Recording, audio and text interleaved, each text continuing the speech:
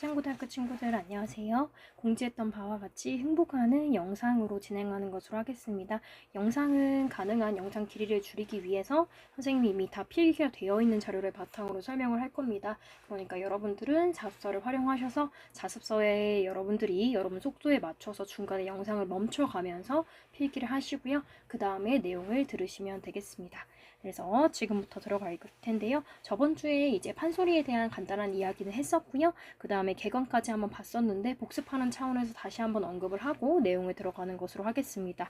자습서는 110페이지입니다. 저번 주에 우리가 설명했었던 흥보가에 대한 내용입니다. 흥보 전이 아니기 때문에 흥보가이기 때문에 얘는 판소리 그 자체라고 해서 판소리 사설이라고 이야기를 했었습니다. 그러니까 쉽게 생각해서 판소리 대본 그 자체라고 생각을 하시면 된다라고 했죠. 그래서 흥보가의 이야기, 흥보 전의 이야기에 대해서 여러분들이 모르는 건 아니니까 설명을 다시 한번 하자면요. 주제 형제간의 우애와 권선징악. 그래서 마음씨 착한 흥부는 이제 잘 살게 되고 마음씨 나쁜 놀부는 벌을 받게 된다라는 내용이 나오죠. 그 다음에 빈부격차에 따른 갈등이 나올 수 있습니다. 그 빈부격차라고 하는 거는 흥부하고 놀부를 얘기하는 것이죠. 그래서 서민의 생활상을 해학적으로 표현하고 있다. 그래서 그 흥부가 가난한 것에 대해서 되게 우스꽝스럽게 표현하는 부분이 나오고요.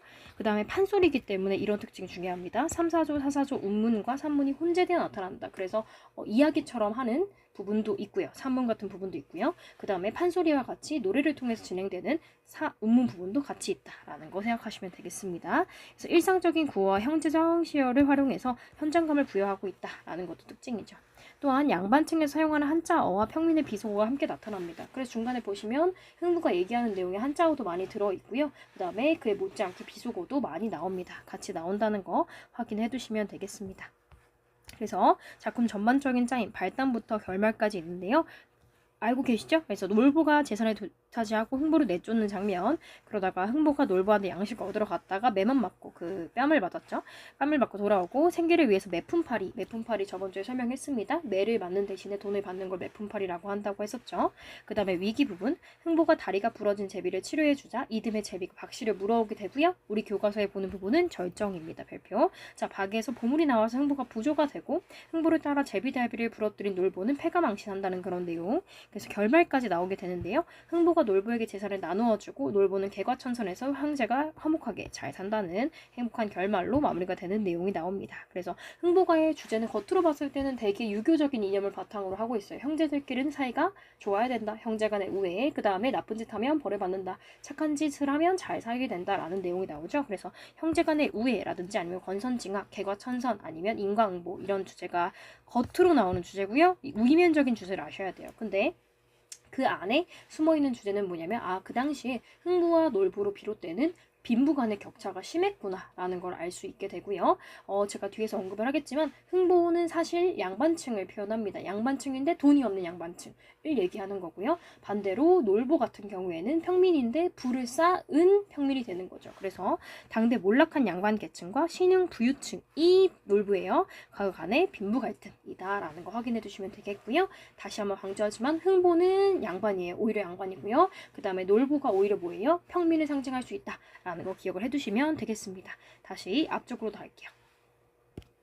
앞쪽으로 98페이지로 돌아왔는데요. 흥보가 내용 들어가 보도록 할게요. 일단은 중요한 거 먼저 체크하고 들어갈게요. 흥보가는 착한 사람은 복을 받고 악한 사람 놀부는 벌을 받는다는 권선징악을 주제로 하고 있는 판소리 사설이다. 판소리의 대본이다 라고 생각하시면 된다고 했고요. 작품에 반영된 시대 상황이나 갈래적인 특징을 생각하면 작품을 감상해보자 라고 했기 때문에 여러분들이 아셔야 될 건 두 가지입니다. 하나, 이 작품이 가지고 있는 내면적, 이면적인 주제와 표면적인 주제를 이해하는 거 하나. 그 다음에 두 번째, 판소리 사설로서의 특징들이 중간중간에 드러나는데 어떤 부분에서 드러나는지를 정확히 아셔야 됩니다. 그래서 무엇보다 중요한 게 뭐냐면 이 판소리 파트에 어느 장단이 쓰였는가, 이게 안일이고 아니면 무슨 장단이고 라는 거를 정확하게 구분하셔야 되고요. 암기하셔야 됩니다. 어떤 파트에 무슨 장단이 쓰였는지 정확히 아셔야 되고요. 그 장단의 느낌, 이 장단의 특징이 무엇인지도 같이 알고 계셔야 됩니다. 저번 주에 했지만 장단의 특징은 다음 쪽에 나와 있었죠. 99쪽에 보면 이제 판소리 구성 요소랑 그 뒤쪽에 보면 나와 있었습니다. 판소리 구성 요소 저번 주에 설명했지만 복습하는 거예요. 일단 창자 뭐 하는 사람, 노래 부르는 사람, 고수 북장 넘치는 사람, 그리고 그리고 듣는 사람이 청자가 있다라고 했고요. 우리가 알아둬야 되는 명칭들은 얘네들이었어요. 창이 뭐다? 노래다. 안일이가 뭐다? 이야기다 라고 해서 해설. 발림은 동작을 얘기하는 거라고 했고요. 추임새는 이 청자들이 아이고 잘한다 이런 것들을 추임새라고 얘기했었고요. 그 다다음 쪽에 101쪽에 잠깐 보면 판소리 장단 별표 다시 한번 하겠습니다. 자, 진양조부터 휘몰이 장단까지 있는데요. 진양조가 제일 느린 거, 휘몰이가 가장 빠른 것이다 라고 했고요.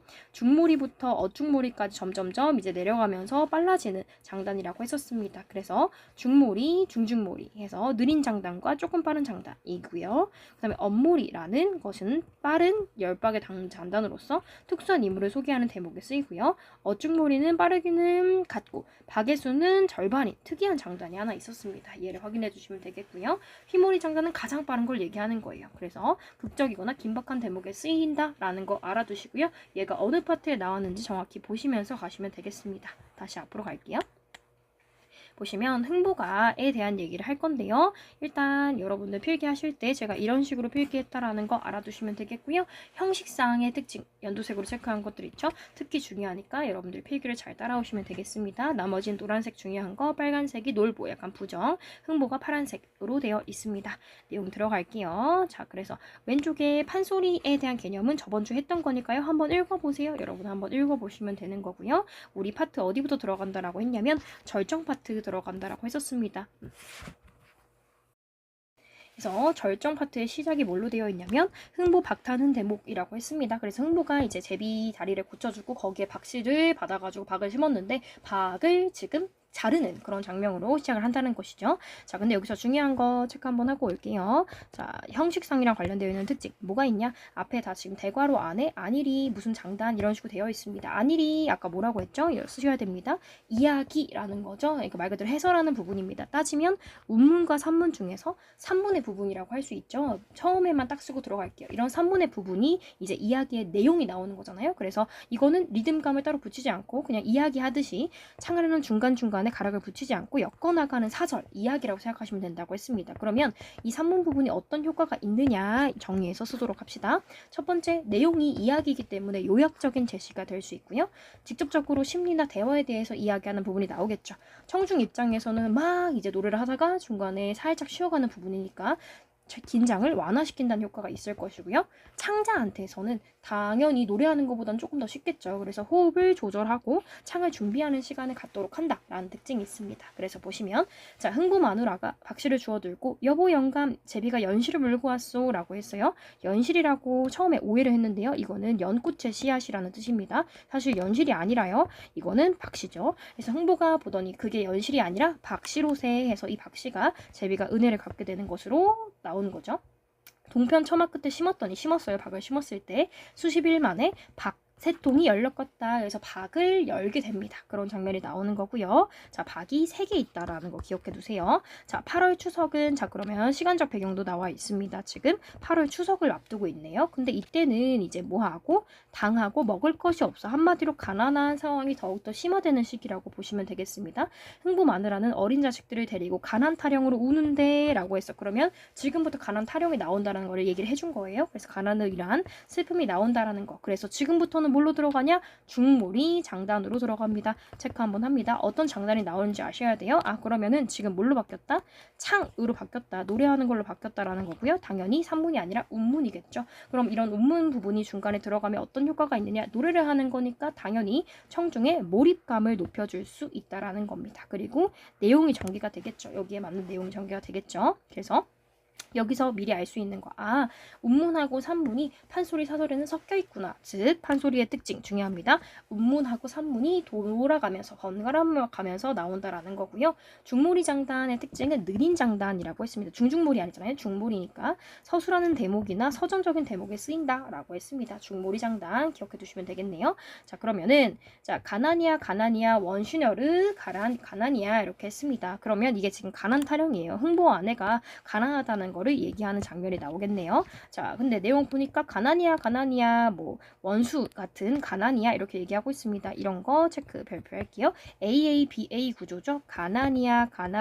원수년의 가난이야 이렇게 얘기했어요. 그래서 원수년 약간 비속어지만 그래서 그 사람의 빗대어서 가난을 이렇게 얘기하고 있습니다. 당연히 의인법이라고 얘기할 수 있겠고요. 거기다 더불어서 얘기할 수 있는 것 특징 또 하나 있죠. 판소리이기 때문에 뭐가 있다? 운문적인 특징이 있다라고 했습니다. 글자 수를 따지면 가난이야 원수년의 가난이야 해서 네 글자가 반복된다는 거 알 수 있습니다. 네 글자가 반복이 된다. 4.4조 이렇게 얘기할 수 있겠죠. 그래서 원수 같은 가난이 지긋지긋하다라는 내용이 나오고 있습니다. 그래서 느린 장단으로 나온다. 중무리 장단. 선생님이 별표 치지 않아도 굉장히 중요합니다. 어떤 파트에 어떤 장단인지 중요해요. 자, 복이라고 하는 것은 어찌하면은 잘 타는고 북두칠성님이 복마련을 하시는가? 삼신제왕님이 뒷자리에 떨어질 적에 명과 수복을 점지하시느냐? 무슨 얘기냐? 나의 처지가 왜 이렇게 가난하고 힘든 것이냐? 이 인생에 살아가면서 복이라고 하는 것은 하늘에 달려있는 것이냐? 누가 점지해주는 것이냐? 이렇게 얘기하는 걸 보니까 이건 고전 시가나 고전 소설에도 자주 나오는 방식이네요. 뭐냐? 가난하거나 복을 받는 것을 운명의 탓이다. 그러니까 하늘의 뜻에 정해져 있다라고 보는 운명론적 세계관을 엿볼 수 있습니다. 몹쓸년에 아까부터 얘기하는 원수년, 몹쓸년 이렇게 얘기하는 거 다 비속어죠. 평민의 언어가 사용된다고 얘기할 수 있습니다. 그래서 체크해서 쓰면 판소리의 특징 중에 하나가 평민의 비속어가 많이 쓰인다라는 것이었습니다. 그래서 그런 팔자로다. 그만큼 슬프다는 거겠죠. 인연의 신세는 어찌하여 이지영이 웬일이란 말이냐라고 했어요. 여기서 인연이 자기 자신을 얘기하는 거 아시겠죠? 흥부 마누라가 자기 자신을 자조, 비웃으면서 얘기하는 겁니다. 퍼버리고 앉아서 설리운다, 서럽게 운다라는 거 알 수 있습니다. 자, 그러면 여기서 흥부 아내가 가난한 현실을 원망하고 있다는 거 알 수 있겠고요. 여기서 알 수 있는 사회적인 세상, 비닉빙 부익부라는 거 알 수 있으면 정확하게는 비닉빙만 나오겠지만요. 더불어서 알 수 있는 거. 이 가난한 사람들은 점점점 가난하게 살게 되고 부가 있는 사람들은 더 부자가 되게 살 수 있게끔 즉 부자인 그 놀부가 점점 잘 살게 된다는 대목이 나오잖아요. 그래서 비닉빙 부익부의 모습을 엿볼 수가 있다라는 거 확인해 두시면 되겠습니다. 자, 그렇게 가난 타령을 하다가 다시 돌아옵니다. 뭘로 돌아오느냐? 그 안일이로 돌아옵니다. 안일이 지금도 저 안 쓸 거예요. 뭡니까? 이야기 산문으로 다시 돌아왔습니다. 말하듯이 다시 얘기하는 거예요. 흥부가 돌아오면 여보 마누라 그들 울지도 말고 저기 저 지붕에 박을 따다가 지금 박이 3개 열렸다라고 했습니다. 그 박을 따다가 박소금 끓여 먹고 바가지는 부잣집에 팔아다가 어린 자식을 살리면 될 거 아닌가라고 했어요. 그러니까 처음부터 이 박 안에 금은보화 같은 게 들어있을 거라고 예상하지 못했겠죠. 그냥 박을 갈랐을 때 일반적으로 나오는 것들 거기 안에 있는 거는 퍼먹고 그 바가지는 우리가 흔히 얘기하는 그 바가지 있잖아 얘들아. 그 바가지는 이 박을 말리면 바가지가 되는 거거든요. 그래서 당시에 박이 백성들의 삶에 유용하게 쓰였다라는 걸 짐작해 볼 수 있습니다. 흥부가 박 3통 그래서 3개예요. 3개 통을 따다 놓고 한 통을 들여다가 타는데 해서 지금부터 박 타는 장면이 나오는 겁니다. 흥부가 굶주림을 해결하기 위해서 첫 번째 박을 타게 되었습니다. 그래서 자, 각 파트별로 기억하시면 좋겠죠? 진양조 장단 해서 별표 한번 할게요. 진양도 제일 느린 거라고 했어요. 느슨하고 애절할 때 쓰인다라고 했습니다. 여기서는 아직 박에 무엇이 나올지 모르기 때문에 가장 애절한 슬픈 내용이 나온다는 것이죠. 시르르렁 실건 당겨주소 했어요. 지금부터 시르렁 뭐 이런 표현이 계속 나올 건데 이거는 그 박을 가를 때 어떻게 가르는지 아시죠? 박을 가운데다 두고 크니까 이 톱질을 왔다 갔다 하면서 이제 박을 가르게 됩니다. 그런 모양새나 소리를 우리가 의성어로서 시르렁이라는 표현을 쓰는 거죠. 톱질하는 소리를 묘사하는 겁니다. 시르렁 하는 거죠. 그래서 특징적으로 뭐가 쓰였다. 자, 이것도 운문 갈래로서의 특징입니다. 음성상징어를 썼다. 음성상징어를 쓰니까 박을 가르는 게 눈에 들어오겠죠. 생동감과 현장감을 준다라고 얘기할 수 있겠고요. 자, 당겨주소 이렇게 얘기합니다. 해서 예열르 이런 거는 다 뭐냐면 좋은 꾸예요. 그러니까 신나게 박을 타는 그런 모습이죠. 당겨주소 앞에서도 계속 나올 건데요. 반복법이 쓰였다라는 겁니다. 해주소 이렇게 얘기하죠. 자, 그러면은 여기서 진양조 장단을 써가지고 애절한 모습을 드러내면서 이렇게 얘기합니다. 이 박을 타거들랑은 아무것도 나오지를 말고 밥 한 토만 나오너라. 뭔가를 바라는 게 아니에요. 그냥 입에 풀칠할 정도만 바라고 있어. 당시 민중들의 삶이 되게 힘들었다는 걸 알 수 있습니다. 평생의 포한이로다. 한이 내 안에 그 내포되어 있다 할 때 포죠. 담겨 있다라는 거죠. 내 한스러운 마음이 이거라는 거야. 그러니까 평생의 소원이 밥 한 끼 먹는 거니까 되게 가난하다는 걸 알 수 있다는 거죠. 예어르 아까 얘기했던 조은구 당기어라 톱질이야. 여보게 마누라 톱소리를 어서 맞소. 무슨 얘기냐. 내가 이렇게 처음에 선창이라고 하죠. 먼저 이렇게 이야기를 했으니까 마누라 당신이 내 말을 받아서 톱질을 같이 해주세요. 이런 얘기죠. 그래서 자신의 소리를 받아서 이어서 소리하라는 뜻이다 라는 거죠.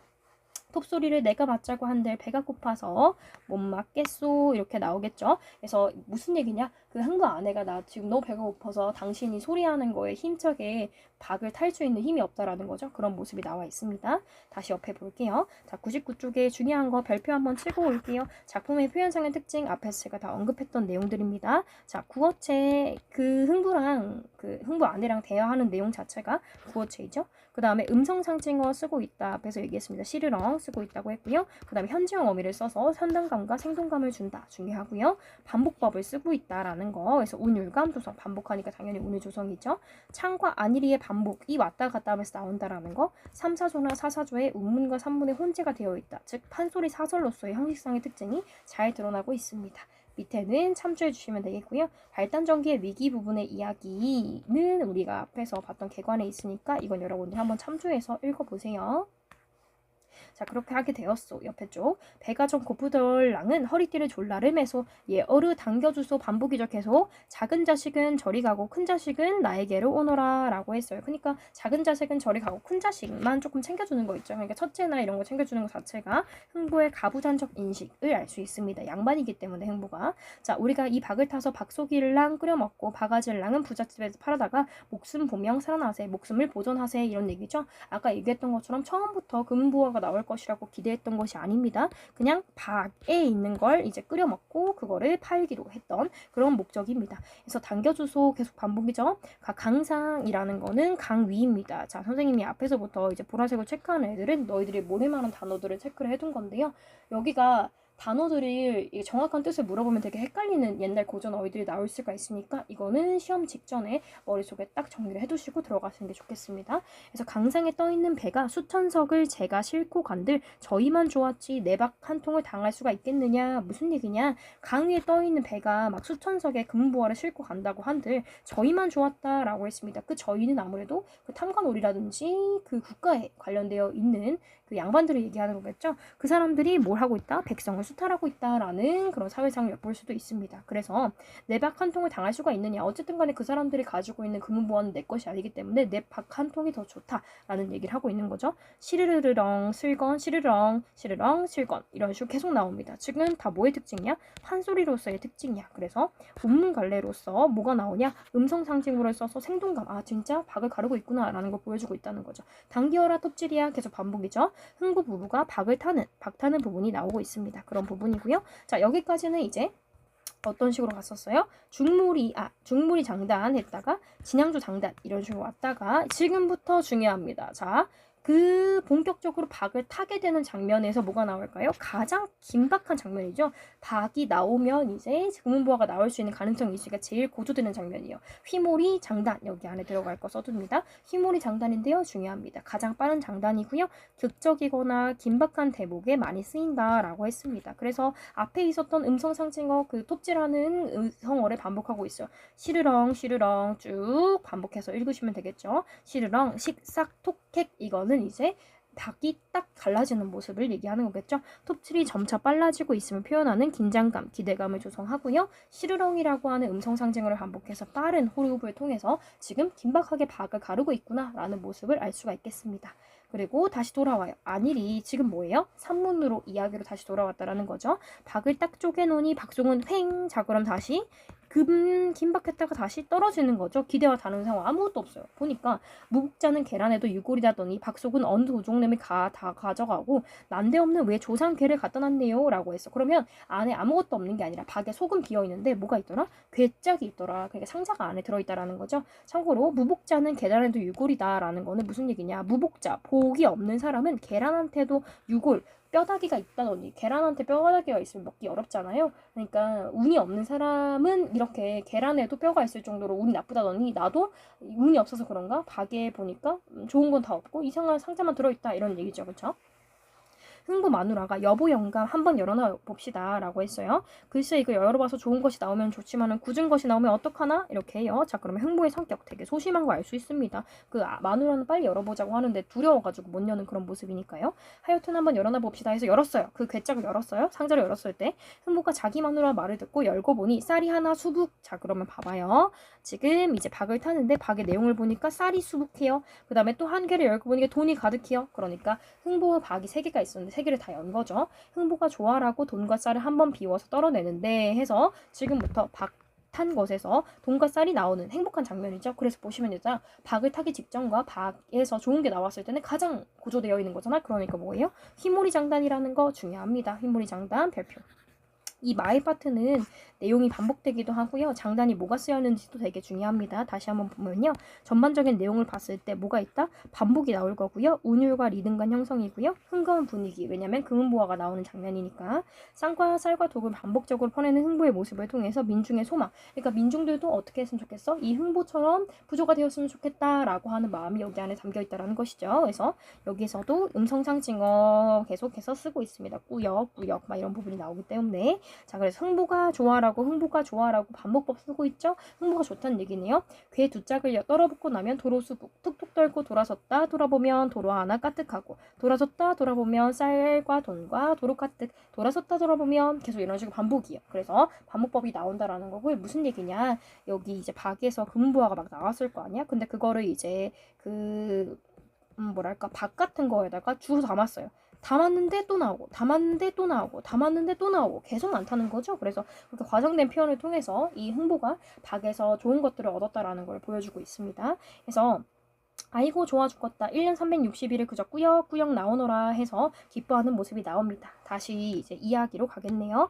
안일이 부분으로 왔습니다. 어찌 떨어 부어넣던지 쌀이 1만 900석이요 돈이 1만 9만 양이라 과장법이죠. 실제 그럴 리는 없겠죠. 그리고 모모가 9만 석이요. 모모가 1만 9만 양이라 해서 대구법도 쓰고 있습니다. 흥부가 좋아라고 여보 마누라 돈과 쌀을 이렇게 놓고 보니 밥을 안 먹어 배가 저절로 불러오구려. 우리 춤이나 한번 추어봅시다. 내가 춤을 출 줄 알아야지요. 절구대춤, 그러니까 막춤이에요. 막춤이라도 추어봅시다 하면서 기쁨을 표현하는 흥부하고 흥부 마누라의 모습을 알 수 있습니다.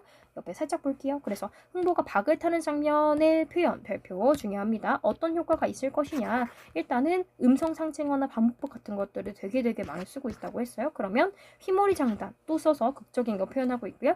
리듬감, 흥겨움, 그리고 민중들의 소망. 서민들이 가난에서 벗어나기를 바라는 마음의 소망이 담겨있다라고 했고요. 판소리 장단 앞에서 봤었으니까 넘어갈게요.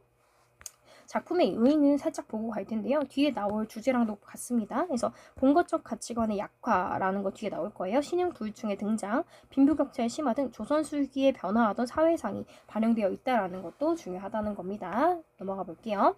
한번 추어봅시다 해서 흥보가 돈 한 쾌를 들고 노는데 쾌라는 거는 그러니까 돈을 세는 그한 꾸러미라고 하시면 되겠습니다. 쾌는 꾸러미 들고 노는데 해서 중중몰이 장단해서 지금 다시 뭘로 가고 있습니까?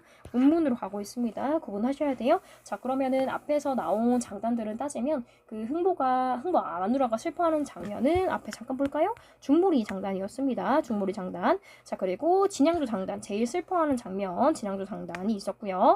자 그 다음에 빨라지는 거 휘몰이까지 나왔는데요. 특이한 거 중중몰이 장단이 나왔습니다. 흥겨운 대목이 나왔어요. 어떤 대목인지 기억하셔야 되겠죠. 자 그래서 흥겨운 대목에 주로 쓰이는데 얼씨구나 절씨구 얼씨구나 절씨구 돈 봐라 이렇게 계속 반복을 통해서 운율 형성 리듬감 형성인 거 알 수 있습니다. 잘난 사람도 못난 돈 못난 사람도 잘난 돈 하면서 말장난하고 있어요.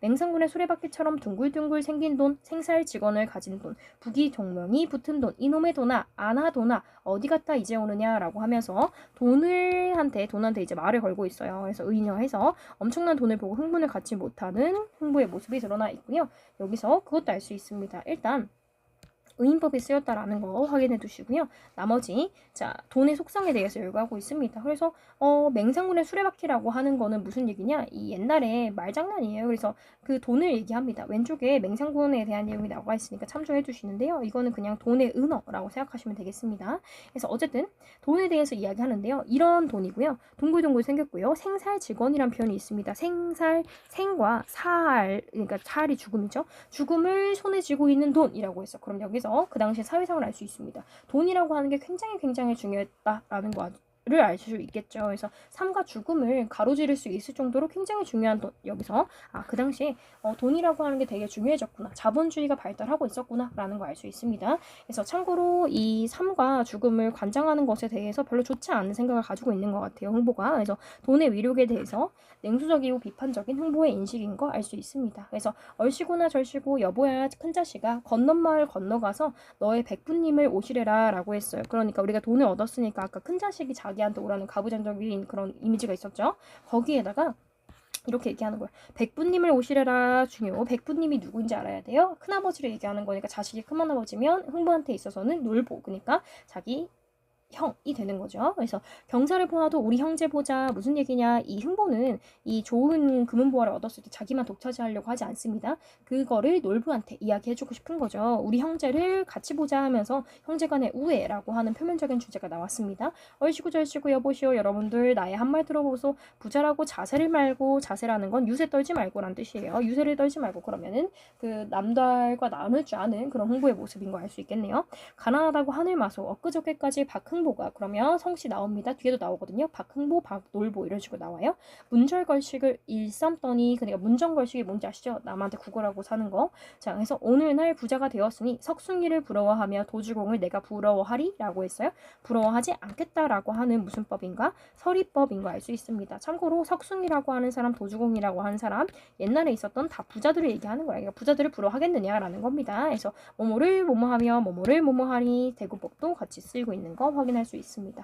이런 경사가 어디가 있느냐. 얼씨구 절씨구 불쌍하고 가련한 사람들 박흥보를 찾아오소. 나도 오늘부터 기민이 줄란다. 기민이라는 거는 이제 기부라고 생각하시면 되는데 곡식을 줄란다. 그럼 얘는 어때요? 자기 혼자 독차지하려고 하는 것이 아니라 마음씨가 좋다, 심성이 좋다라는 거 흥보의 특징이죠. 알 수 있습니다. 얼씨구나 절씨구, 얼씨구 좋구나, 지와자 좋네, 얼씨구 절씨구 해서 이것도 마찬가지로 보시면 이 흥보가 돈을 얻은 것에 대한 기쁨을 표현하기 위해서 AA, BA 구조로 이야기하고 있습니다. 운율 형성 강조하고 있겠죠.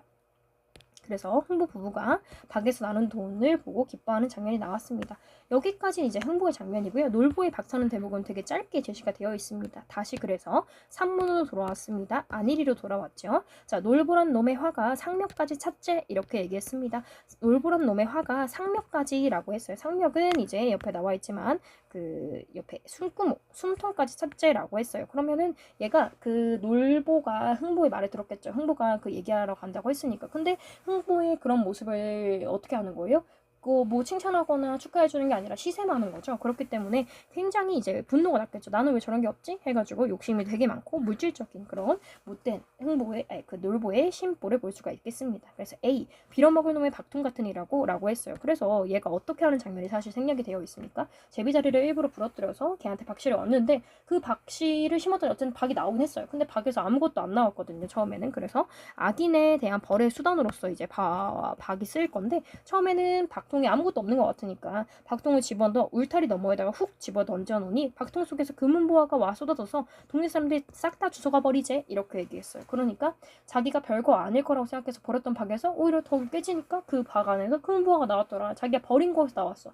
심지어 놀보가 버렸기 때문에 마을 사람들이 다 주워갔어. 그치? 그러니까 그런 모습이에요. 놀보란 놈 들도 못할 즈음에 마저 남은 박통 하나가 손수 뚜글뚜글뚜글 굴러서 놀보 앞에 와서 쫙 벌어지더니 그러면 남은 박이 하나 더 있는데 거기에서 좋은 게 나오냐? 아니에요. 여기서는 놀보를 벌할 만한 것들이 나옵니다. 해서 뭐 뚜글뚜글 이런 표현 써가지고 생동감을 주고 있습니다. 의태어죠. 자, 그러면은 여기서 특이한 게 하나 있습니다. 엄문이 장단이 중간에 제가 특이하다고 말씀을 드렸는데요. 열박 장단이고요. 특수한 인물을 소개하는 대목에 쓰인다. 그래서 특수한 인물을 소개하는데 여기서 누가 나오냐? 박에서 이 놀보를 벌할 장수가 나오거든요. 그래서 그때 뭐가 쓰였다? 엄모리 장단이 쓰였다. 네, 중요합니다. 암기하셔야 된다 그랬죠. 중요. 별표. 자, 산 장수 나온다. 이 장수가 이 놀보를 벌하게 될 사람이 되는 거죠. 장수 나온다 해서 온다, 니은다 표현 쓰고 있으니까 현장감을 주고 있는 현재 시제를 쓰고 있습니다. 저 장수 거동봐라. 먹장난 고리윤의 다박수염을 거사려 흑총마 집덧하고 사모 장창 들고 놀보 앞에 가 우뚝 서서 라고 했어요. 앞에 있는 거는 이제 우락부락하게 생긴 그 장수의 모습이라는 거고요. 고리눈이니 다박수염이니 정확하게 정의를 좀 알아두실 필요가 있겠고요. 흑총마라고 하는 거는 말이에요. 좋은 말을 집덧하고 높이 타고 사모 장창 창이에요. 창을 들고 놀보 앞에 우뚝 서서 내 이놈 놀보야 강남서 들은즉 내놈 심술이 고약하여 어진 동생을 구박 출문 쫓아내고 제비려 하는 짐승은 백국에 해가 없는데 성한 다리를 분질러 공박보자 한 일이니 그 죄로 죽어보아라 이렇게 했어요. 자, 그러니까 너가 잘못한 게 여러 가지가 있는데 일단 동생을 내쫓았어요. 그 유산을 자기 혼자 독차지했다라는 거죠. 그래서 이런 악한 행동이 있다라는 걸 통해서 이제 더불어서 알 수 있는 거 사회적인 상황 사실 본건적인 가치라고 하면 형제 간의 우애가 좋아야 되는데 오히려 그런 것들을 무시하고 흥보를 내쫓는 모습을 보였습니다. 그래서 본건적 가치가 붕괴하고 있었다라는 걸 알 수 있고요. 제비라는 짐승이 해가 없는데 얘가 악행을 저질렀다는 게 있죠. 그래서 그대로 죽어보아라 해서 따지면 이 놀부가 권선징악, 나쁜 짓을 했으면 벌을 받게 되는 그런 장면이 나오는 거죠. 놀부가 탄 박에서 장수가 나와서 놀부를 혼냅니다. 근데 이 흥보가 너무 착하잖아요. 그래서 안일이 부분 다시 산문으로 돌아갔을 때 이런 내용이 나옵니다. 놀부 정신이 아득하여 혼불부신이 되어서 죽은 듯이 나붓이 엎졌을 때, 그러니까 너무 놀래서 혼비백산해서 거의 막 쓰러져 있는데 그때 흥부가 풍편에 간접적으로 들었던 얘기죠. 자, 이 소문을 듣고 이 놀부가 죽게 생겼다는 소문을 듣고 나와서 장군님 앞에 비는데 해가지고 장군님한테 우리 형님 좀 살려주세요 이렇게 하게 되는 거죠. 그렇죠? 그래서 옆쪽에 잠깐 보면 내용 정리 한번 해볼게요. 판소리에서 창과 안일의 역할 제가 맨 처음에 정리했던 거예요. 여러분 기억하시면서 이야기해볼까요? 창이라고 하는 거는 이제 노래다 보니까 청중의 몰입감을 강화하는 효과가 있겠고요. 내용 전개하는 데 도움이 되죠. 그 다음에 안일이 같은 경우에는 사건을 요약적으로 전개하고 그 다음에 안일이기 때문에 조금 쉬어가는 청중한테도 이제 약간 쉬어가고 청자하고 그 청중한테 쉬어가는 대목 그리고 창자한테도 쉬어가는 대목이라고 했어요. 잠깐 이야기를 하면서 이제 내용을 좀 쉬고 목을 가다듬는 그런 부분이라고 했었습니다. 다시 창은 정서적인 몰입을 유발하는 거고요. 내용 전개나 정서적인 변화를 이끈다라고 했고요. 안일이는 사건의 전개를 요약적으로 제시하고요. 인물 간의 대화를 보여주고요. 청중 간의 긴장을 완화하는 역할, 창자가 호흡을 조절해서 다음 창을 준비할 수 있게 하는 역할이 있다라고 했습니다. 작품의 등장인물로 이제 흥보하고 놀부가 나오는데요. 간단하죠. 흥보라고 하는 사람은 이제 착한 심성을 가지고 있는 사람이었고요. 놀보라고 하는 사람은 목심이 많고 조금 못된 그런 사람이라고 했었습니다. 그래서 밑에 한번 쭉 읽어보셔야 돼요. 여러분들 먼저 읽어보시고요. 결과적으로 놀보는 자기중심적 사고다. 물질적인 가치를 추구한다. 반대로 흥보는 형제 간의 우애를 중시하고 도덕적인 가치를 추구한다. 라는 걸 알 수 있습니다. 그리고 중요한 거 진짜 중요해요. 사회상 부익부 빈익빈 앞에서 얘기했었습니다. 가난한 서민계층하고 부를 축적한 분홍의 모습이 나온다라고 했고요. 자본주의에 발달해서 어떤 부분에서 이 돈에 되게 많은 것들이 달려있다라고 하는 부분에서 나왔죠. 본건적 가치관의 붕괴 방금 봤습니다. 놀부가 동생을 내쫓는 행동에서 엿볼 수 있다라고 했었죠. 그래서 얘가 쭉 빕니다. 비어가지고 자 중무리 장단 자 그럼 중무리 장단이 앞에서도 그렇고 두 번 정도 나왔네요. 중무리 장단 맨 처음에 이제 흥부 아내가 가난 타령하기 전에 나의 처지가 왜 그런가 라고 얘기할 때랑 여기 나왔네요. 네 이런 식으로 같이 묶어서 똑같은 부분은 묶어서 좀 기억을 해봅시다. 중무리 장단에서 운문으로 다시 얘기를 하는데요. 비나이다 반복법이죠. 장군님 전에 비나이다. 우리 형님 지은 죄를 우리 형님이라고 하는 건 누구를 얘기하는 거예요? 놀부죠. 놀부가 지은 죄의 아우인 아우 누구예요? 흥부를 얘기하는 거죠. 흥부인 제가 대신 받겠사오니 형님을 부디 살려주오. 그러니까 자기가 심지어 뭐도 하겠대요? 죄를 대신 받겠대요. 형제를 중시하는 흥부의 착한 심성을 알 수 있습니다. 만일 형님이 죽거두면 정생인 자기 혼자 살아서 못하리까? 우리 형님, 우리 놀부를 살려주세요. 우리 형님 살려주면 높고 높은 장군은혜 혼기 고향 돌아가서 호호 만세를 하오리다. 그러니까 우리 형님만 살려주면 내가 혼기, 귀신이 되어서도 그러니까 내가 죽어서도 이 장군님의 은혜를 잊지 않겠습니다. 라고 막 싹싹 비는 거죠. 장군님이 더욱더 감흥한다라고 하죠. 감동 먹었다는 얘기예요. 감동하여 내 이놈 놀보야 내 죄상을 생각하면 장장에 죽이고 갈 이리로되 그러니까 너만 생각하면 내가 죽이고 싶은데 네 동생의 그런 간절함이 갸륵해서 내가 봐준다라는 얘기죠. 너의 동생 어진 마음으로 보아서 살려두고 갈 것이니 차후는 개과천선하렸다 해서 너 뭐해라? 너 권선징악을 내가 이번에만 좀 봐줄 터이니 뭐하겠다? 개과천선해라. 마음을 바꿔먹어라 라는 거죠. 형제간 우애 개과천선이라고 하는 표면적인 주제가 나와 있습니다. 두어 말을 하더니 인훌불견 간 곳 없다. 그러니까 어느 순간 간 곳이 없다. 언뜻 보이다가 갑자기 없어지는 걸 인훌불견이라고 하죠. 자, 그래서 여기까지는 이제 흥보의 간천으로 놀부가 별을 면하게 되는 그런 장면이 나옵니다. 절정. 박을 탄 이후에 흥보가 보좌가 되었고요. 패가 망신하게 된 놀보의 모습이 나왔습니다. 그래서 여기까지가 절정이고요. 결말 잘 먹고 잘 산다는 내용이에요. 안일이 다시 뭘로 돌아왔다? 산문으로 돌아왔다. 흥보가 성님한테 물을 떠다먹이고 사지를 주물러서 얘가 아까 까무러쳐 있다라고 했죠. 죽은 것처럼 있다라고 했잖아. 그래서 주물러져서 겨우 일어나게 하니 놀보가 그제서야 정신 차려 아이고 동생 이거는 흥부를 얘기하는 거죠. 형님 곤욕이 심하셨지요. 아이고 동생 내가 전사에 모든 잘못된 일을 동생 부디 용서하소. 그러니까 얘가 뭐 하는 거야? 후회하는 거죠. 개과천선의 모습이 나옵니다. 자신의 잘못을 뉘우치는 놀보. 자 형님 제가 잘못해요. 그렇죠. 얘는 흥부는 계속 착합니다. 형님 제 살림이 많사오니 서로 절반씩 반분하여 한 집에 우애하고 삽시다 라고 하면서 이 재산을 나눠주겠다고 심지어 얘기하는 형제간의 우애라는 표면적 주제가 나옵니다. 동생 볼 면목도 없고 재수씨, 그러니까 흥보의 아내, 볼 면목도 없네 라고 하면서 자신의 잘못을 뉘우치는 놀보. 그래서 자, 특이합니다. 여기만 나옵니다. 어중몰이 장단이 나왔습니다. 자, 그러면 앞에 있는 거랑 비교해서 볼게요. 자, 앞에서 그 장수님 나오는 거는 뭐였냐면 언몰이 장단이었습니다. 그래서 앞에서는 언몰이 장단이었고요. 여기서는 뭐예요? 여기만 딱 나와요. 어중몰이 장단이라고 하는 것이 나옵니다. 어중몰이 장단 별표. 얘는요. 빠르기는 중무리 장단과 같고 박예수는 중무리 장단의 절반인 장단이라고 했습니다. 그때요. 박놀보는 개과천선을 한 이후에 그쵸 성이 박씨라고 했죠. 자, 흥보 살림 반분하여 형제간에 화목하고 자식들을 교훈시켜 나라에 충성하고 부노에게 효도하고 형제간의 화목함을 천추만세 영원히 빛내더라 이렇게 얘기하면서 유교적인 가치가 중요하다라는 걸 보여주고 있죠. 막 나라에 충성하는 거, 부모님한테 잘하는 거, 형제간에 화목한 거 다 유교적인 가치잖아요. 이거는 표면적인 주제라고 얘기할 수 있겠습니다. 그 이후에는 누가 알 수 있겠느냐? 걔네들의 행적은 뭐 아는 바가 없다. 더질더질 이거는 판소리에서 많이 쓰는 맺은말이라고 합니다. 더질대질이라고 하는 거. 그래서 결말에 보면은 놀부가 개과천선을 하는 내용이 나오고요.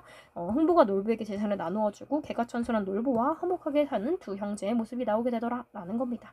여기까지 볼 수 있겠고요. 자, 뒤에 정리 한번 할게요. 사회상을 반영한 인물. 자, 중요하다고 했어요. 사회상 뭘 보여주냐? 흥보가 놀보를 통해서 흥보는 이제 가난한 사람이고요. 놀보는 이제 부자인 사람인데 뭘 상징할 수 있느냐? 흥보가 역으로 뭐라고요, 얘들아? 양반인데 원래 양반인데 뭐한 양반들? 몰락한 양반, 가난한 양반을 얘기하는 거고요. 놀보는 평민인데 부를 쌓게 된 평민 부자층을 얘기합니다. 그래서 그걸 통해서 알 수 있어. 원래 양반은 되게 부자인 거고 그 평민이 조금 더 가난해야 맞는데 여기서는 오히려 그 신분에 맞지 않게 부를 가지고 있습니다. 그러면 여기서 알 수 있는 게 조선 후기의 새로운 사회상을 보여주죠. 그러니까 한마디로 신분의 모습이에요. 신분 사회의 모순을 보여주는 거죠. 점점 붕괴하고 있다는 거. 빈부격차와 같은 사회적 모순을 시작하고요. 부의 축적에 대한 당시 사람들의 열망을 보여준다. 흥보가 이제 부자가 된다는 내용이 나오니까요. 그래서 너무 중요하다. 작품의 표면적 주제와 이면적 주제. 겉으로 봤을 때는 권선징악, 개과천선, 인과응보 이런 것들을 얘기하고요. 그 다음에 형제간의 우애라는 거지만요. 윤리적인 주제의식은 겉에 있는 내용이고 사실 그 안에 있는 거는 이 당시에 있었던 조선 후기의 사회상을 비판하기 위함이 있습니다. 일단은 흥보와 놀보라는 인물을 통해서 흥보가 누굴 얘기한다고요? 몰락한 양반을 얘기한다고요. 그 다음에 놀보가 누굴 얘기한다고요? 신흥 부자 계층인 평민이다 라는 거 중요했습니다. 그래서 그 당시에 이런 식으로 빈익분 부익부라고 하는 게 점점 심해지고 있구나. 더불어서 오히려 부가 평민한테 가는, 그래서 신분 사회에 혼란이 있는 그런 모습을 알 수 있다라는 거죠. 그래서 그런 내용 정리하자면 당대 몰락한 양반 계층 흥보를 상징하죠. 그 다음에 신흥 부유층 간의 빈부 갈등, 놀보를 상징합니다. 그래서 결과적으로는 따로 써두세요. 이거 신분사회의 동요를 보여주더라 라는 거 중요합니다. 알겠죠? 표면적 주제, 이면적 주제 꼭 구별해서 알아두세요. 그래서 여기까지 내용 보면은 이제 행복하게 잘 살았다라는 그런 결말로 가게 됩니다. 뒤에 학습활동 보도록 할게요. 정리 한번 하겠습니다. 106쪽이고요. 이 작품을 통해서 흥보가 놀보가 박을 탈 때 어떤 상황이 벌어졌는지 정리해보자. 흥보는 이제 잘 되었다라는 거고 놀보는 벌을 받았다는 내용이죠. 박 속에서 흥보는 곡식과 돈이 쏟아져서 가족 모두가 행복해졌다는 내용과 반대로 이 놀보는 담장 너머로 던진 박에서는 오히려 자기가 못 갖는 것에는 금은보화가 나오고 동네 사람들이 모두 주워가지고요. 그 다음에 놀보를 벌하려고 했어. 마지막 박에서는 장수가 나와서 벌하려고 했으나 흥보의 간청으로 놀보가 용서를 받는 그런 내용이 나온다라고 했고요. 자, 나머지 복이 되게 많이 나와 있는데요. 다 중요합니다. 별표 한번 할게요. 자, 판소리의 갈래적인 특징을 알아보자라고 했어요. 그러니까 이 판소리 사설에 나와 있는 판소리 특징이 뭐가 있느냐를 보면 되는 건데요. 판소리 사설은 아까 운문하고 산문이 같이 나온다고 했습니다.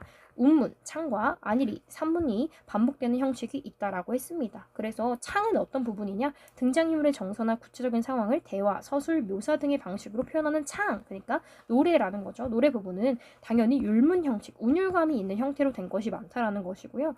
사건의 줄거리를 요약적으로 제시하거나 등장인물 간의 대화를 재현하는 안일이, 그러니까 이게 이야기 부분이었죠. 일상화는 다른 판소리 특유의 말투, 그러니까 뭐뭐 하는데 약간 이런 리듬감이 있다라는 약간 그런 연행이 특징이고요. 판소리의 문학적인 면모는 판소리의 음악적 영적 면모와 아울러 나타난다라고 했어요. 무슨 얘기냐? 문학적 면모, 안일이라고 하는 이야기적 면모는 모두 무조건 있어요. 음악적 밑에 써두세요. 창. 연극적 면모라는 거는 발림을 얘기하는 거예요. 발림이 아까 행동이었죠. 그렇죠? 자, 판소리의 내용과 장단의 빠르기가 조화롭게 결합하여 음악적인 면모를 나타내고 이거는 음악적인 면모, 창의 부분. 내용에 맞는 발림, 몸짓으로 연극적인 면모 앞에서 얘기했죠. 그걸 통해서 예술적 감동을 정한다. 한마디로 얘기해서 이 판소리라고 하는 거는 그 단순하게 문학적인 이야기 면모만 있는 게 아니라 운문적인 면모나 연극적인 면모도 같이 있다. 노래하고 동작이 같이 있다. 발림이 같이 있다라는 얘기죠. 또한 뭐 소리를 받쳐주고 이끌어주는 고수에 북잔다. 북치는 사람. 그리고 실질보다 높여 칭찬한다는 뜻의 추어주다를 어원으로 하는 청중의 추임새. 아이고 잘한다. 얼쑤 좋다. 막 이런 것들을 있었을 때 진정한 판소리가 완성된다. 그러니까 이 질문은 판소리의 특징, 여러 가지 복합적인 요소들이 같이 들어있는 판소리의 특징에 대해서 요약을 해준 거라고 볼 수 있겠네요. 그래서 이걸 바탕으로 이 부분에서 우리가 본 흥보가에서 어떤 부분이 창이고 안일인가를 구별하시라는 얘기인데요. 창과 안일이 중에서 어떤 것에 해당한지를 적어보자 라고 했어요. 자, 그럼 보시면 안일이 부분인 거, 자, 안일이 이야기란 뜻이죠. 그래서 박씨를 주워들고 여보 영감 이렇게 하는 부분은 안일이었다는 거. 그 다음에 얼씨구나 절씨구 돈 타령 하는 거죠. 그래서 돈 얘기하는 부분은 창. 여러분들이 보시고 알아보셔야 됩니다. 이건 나와 있으니까 알아보기 쉽지만 은근 헷갈릴 수 있어요. 창과 안일이 정확히 구분하시고요. 옆에 보면 자, 그때와 박놀보는 개과천선을 한 연후에 해가지고 이제 마지막에 이렇게 되는 부분은 창으로 끝났었습니다. 그래서 이런 판소리의 특징이 이 풍부가에 잘 드러나 있다는 얘기였고요. 그 다음에 두 번째도 발표. 이 작품의 다음 대목에 공연되는 상황을 상상해보고 이 대목에서 판소리의 음악적인, 영적인 면모를 어떻게 드러낼 수 있느냐. 그러니까 어떤 장면에 어떤 장단이 쓰여서 어떤 효과를 주었느냐를 보란 얘기예요. 자, 그럼 봐봐요. 흥부가 좋아라고 해서 이거는 뭐야? 박을 타가지고 거기에서 금은보가 없는 장면이잖아. 제일 극적인 장면이니까 못 쓴다 얘들아. 휘몰이 장단 중요하다. 그리고요. 계속해서 도로 하나 까뜩 도로 하나 까뜩 해서 동일한 구절을 반복하고 있어서 운율감, 리듬감을 형성하고 있습니다. 결과적으로 이런 휘몰이 장단을 써서 극적인 긴장감을 극대화한 부분이다 라고 얘기할 수 있겠고요. 짧은 호흡을 써서 반복되는 구절과 빠른 휘몰이 장단을 조화롭게 결합해서 노래함으로써 음악적인 면모를 드러낼 수 있다. 네, 그렇죠. 창자가 부채를 펼쳐서 돈과 쌀을 이렇게 부채를 들고 있거든요. 보통 창자가 그거를 이제 마치 바가지처럼 막 이렇게 움직이면서 돈과 쌀을 이렇게 퍼내는 뉘앙스를 한다는 거죠. 그런 몸짓을 곁들이면서 영적인 면모를 드러낼 수 있다. 예, 이게 발림이죠. 따지면 그쵸. 발림 앞에서 얘기했던 그런 모습이다 라는 거 알 수 있습니다. 그래서 여러분들 구분하시면 되겠고요. 결과적으로 이 내용적인 측면에는 어떤 것들이 있느냐를 정리해둔 게 세 번째 보기입니다. 보시면요. 조선 후기의 사회상 추측한다. 앞에서 얘기했죠. 신분사회의 혼란과 빈부격차의 심화라고 하는 것이었습니다. 착한 흥부가 벽을 받고 악한 놀보를 벌을 받는다라고 하는 건 표면적인 주제라고 했습니다. 권선징악은 시대 상황과 맞물려서 다양하게 평가되고 있다. 조선 후기가 봉건적인 가치관 해치된다. 아까 어떤 장면이 봉건적 가치의 해체였죠? 놀부가 그러니까 형제로서의 우애를 지키는 게 아니라 오히려 흥부를 내쫓았다라고 하는 부분에서 그랬다고 했죠. 급변하던 시기임을 고려하면 놀부의 악행은 그저 당대의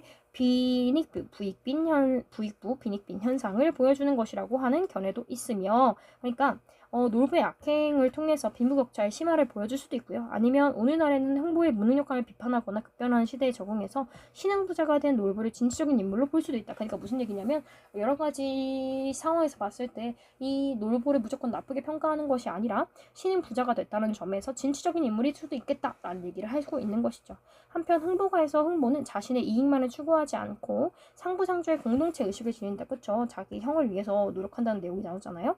흥부가 박을 타서 나온 많은 재물을 보고 굶주리는 사람들에게 곡식을 나누어 주겠다라고 노래한 것이 그 예의다라고 했습니다. 그쵸? 어떤 사람들은 흥부의 이러한 면이 근데 이게 무조건 좋게 평가되지 않을 수도 있다는 얘기예요. 이타적인 면모가 현대사회에서는 더욱더 빛을 발한다고 평가하기도 한다. 근데 아닐 수도 있잖아요. 너무 다른 사람한테 나눠주는 거는 자기의 이익을 챙기지 못하는 행동일 수도 있다라고 해석하는 것도 자유인 거예요. 어쨌든 이렇듯 흥부와 놀부의 인물형은 시대에 따라 다양성을 해석하고 평가하면서 우리에게 생각해 볼 만한 거리를 제공한다라는 얘기가 되겠네요. 그래서 조선 후의 사회상 앞에서 다 얘기했습니다. 유교적 가치관이 흔들리던 당시의 시대 상황, 신분적 가치가 이제 흔들리는 것도 같은 거죠. 또한 부익부, 빈익빈 현상이 심화되고 있었다라는 거고요. 흥부하고 놀부가 어떤 가치를 보여주는 인물형이냐. 놀부는 기쁘나던 시대의 신흥 부자가 되었다는 점에서 변화에 유연하게 대처할 수 있는 인물형이다. 그러니까 긍정적으로 평가할 수도 있다라고 했고요. 또한 흥부는 이타적인 공동체 의식을 중요시하는 그런 인물이다라고 볼 수 있다라는 겁니다. 그래서 해석을 다양하게 해볼 수 있다라는 거 유의하시면 되겠습니다. 되겠고요. 이렇게 해서 흥복하는 마무리를 하는데요. 다시 한번 강조하지만 여기는 판소리 사설 파트이기 때문에 판소리로서의 특징이라는 형식적인 특징과 어떤 파트에 어떤 장단이 쓰였는지 아니면 얘가 안일이인지 창인지 정확히 구분하셔야 되고요. 그 다음에 내용적인 측면에서 흥복어의 주제가 무엇인가도 같이 알아두시면 되겠습니다. 여기까지 해서 마무리할 테니까요. 여러분들 필기 잘 마무리하시고 문제 푸시기 바랍니다. 고생했어요.